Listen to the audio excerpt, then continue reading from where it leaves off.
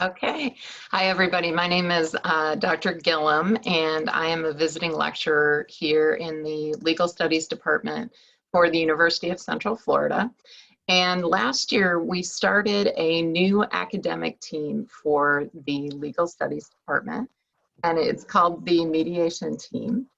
Some schools call it their Dispute Resolution Team, but we're sticking with Mediation Team here at UCF. And the focus of the team is to work on conflict resolution skills. Conflict resolution is an area of study that has just exploded in recent years. And the University of Central Florida Legal Studies Department is working on some pretty exciting things in the area of conflict resolution going forward. So this particular academic team really works out well within the direction that the Legal Studies Department is heading. Last year, our team consisted of all students that were legal studies students, either as a major or a minor. And one of the things that we noticed in the competition was that although the disputes are legal disputes, the focus wasn't as heavily on the legal end of the problems as it was on working the dispute resolution angle. And so legal studies is not a major that every undergraduate university is lucky enough to have. And when we were competing at these competitions, we noticed that there were students from a lot of other disciplines competing: psychology students, business students, social work students. And so the students I had last semester, one of their recommendations was, hey, don't just limit this to legal studies students. We can get the non-legal studies students coached up to the point where they can handle the legal aspects of disputes and just work on the conflict resolution skills. So our focus going into the fall is to expand the team, and it is both a class and a club. So if you're interested in taking or being part of the team as a member of a class, it's a 3-credit course offered during fall semester, which is competition season for these mediation teams throughout the country. The name of the class is Negotiation and Practice, and the signifier is PLA 4243. So that course is on the schedule for the fall as mediation team, and it's going to meet in DPAC, Dr. Phillips Academic Commons, in the downtown UCF campus on Friday afternoons, starting at 1 o'clock and going until 3:50. So that's for students who are interested in taking it as a 3-credit course, either as part of the legal studies curriculum or as an elective course for another curriculum. The students who want to be part of the team but don't want to take it as a course can still just join the mediation club. And at this point, we're not a registered student organization because we didn't meet the minimum threshold to become a registered student organization. I'm hoping that in the fall that we can meet that minimum number and become a registered student organization, which will mean that we'll need students who are interested in serving as president, vice president, secretary, and treasurer, and running a student organization in conjunction with the team. What's nice about that, if we get there, is that then we can request funding from student government funds for some of the competitions that we are planning to compete in.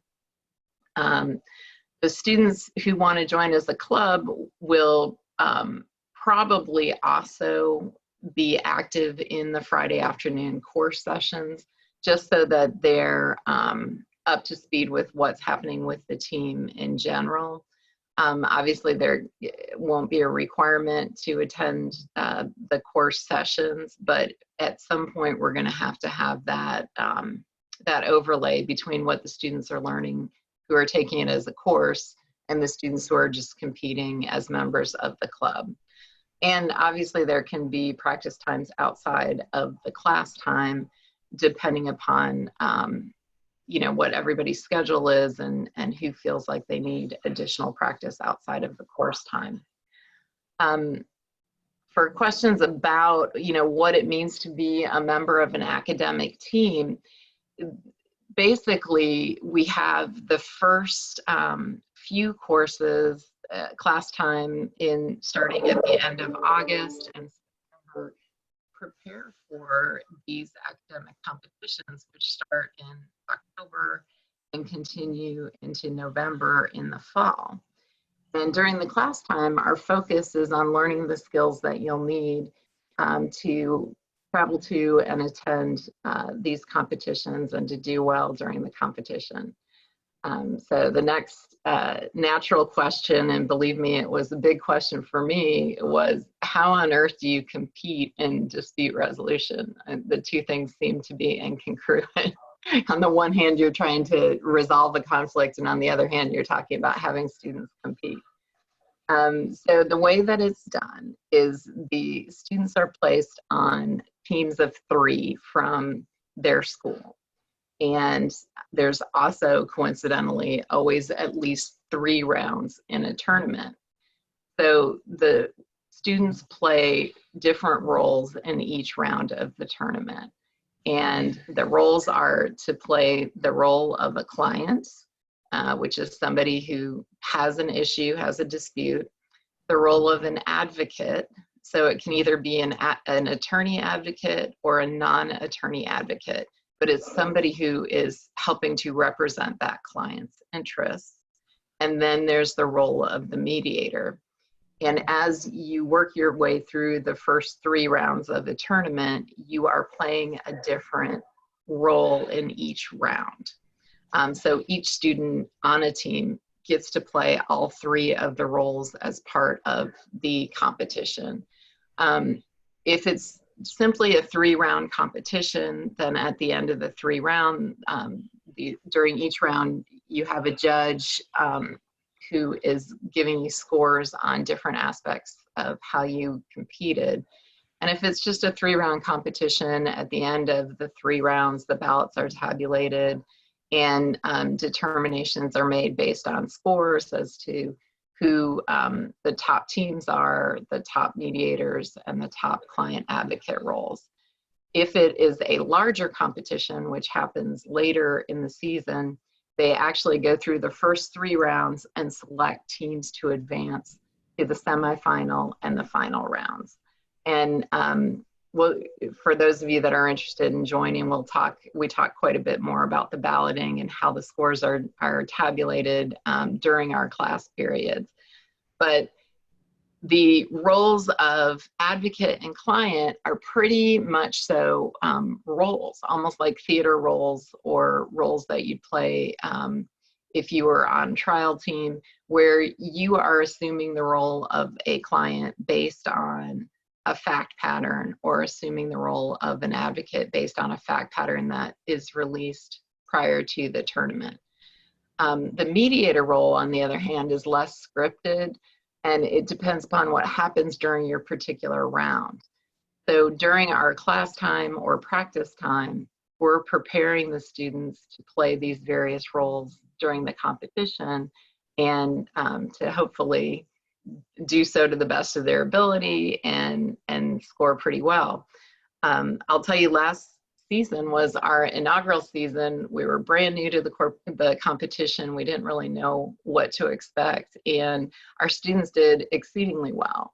We competed in 2 different tournaments, and in both tournaments, most of the students managed to actually win awards, which was a wonderful surprise so early on. So I'm expecting to build on that success from last year, this year in the fall. I will tell you that as I said earlier, the dispute resolution part of it is more the focus than the legal part. As a class, we can work on the legal issues and questions that are presented so that your portrayal of the client and the advocate are more realistic. But any concerns about it being overly legalistic or needing to know a lot of legal jargon, we can mitigate during our class time. We don't have a ton of time to get prepared for each competition specifically. The problems are only released about 3 weeks before the competition. So we only have so many class times to focus on the actual facts. But what we did last semester that worked out really well was we divided the fact patterns up amongst the students and had certain students responsible for breaking down certain fact patterns. And that worked well. I think we'll be able to do the same thing going forward into the fall season to get prepared. Before we have those fact patterns, though, there are things that we can work on in the general field of dispute resolution as far as preparing for what any fact pattern could have involved in it based on previous fact patterns that we have copies of. So I know from the student feedback from the fall semester that every student that was on the team felt like it was a great learning experience. The focus really is on learning by doing. You will remember much more when you make a mistake during a simulated mediation than you will if you make a mistake on a multiple choice question. So we're really excited about this team going forward and the learning through experiencing that we found from our students last fall. Does anybody have any questions that's out there?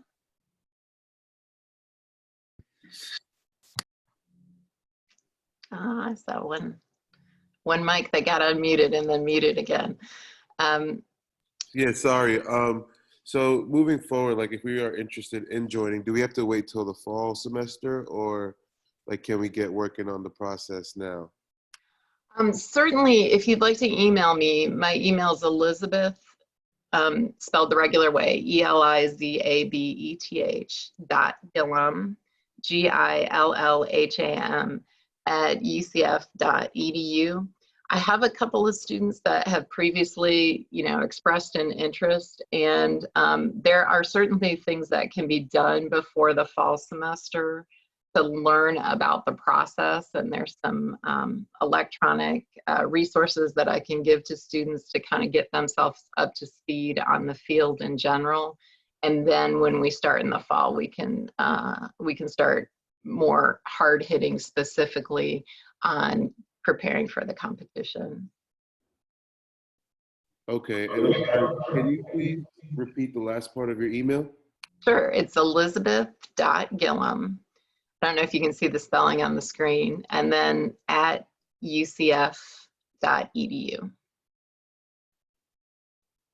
Got it, thank you. All right.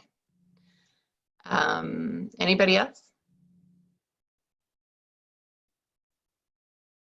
Okay. If that's it, then I'll go ahead and close out this information session. But if anybody is interested, or anybody you're speaking to about it, it is something that I'm always happy to speak with anybody about who reaches out to me. And I wish you all the best getting through this current national crisis that we're in. Stay healthy and stay separated. All right, thank you. Thank you.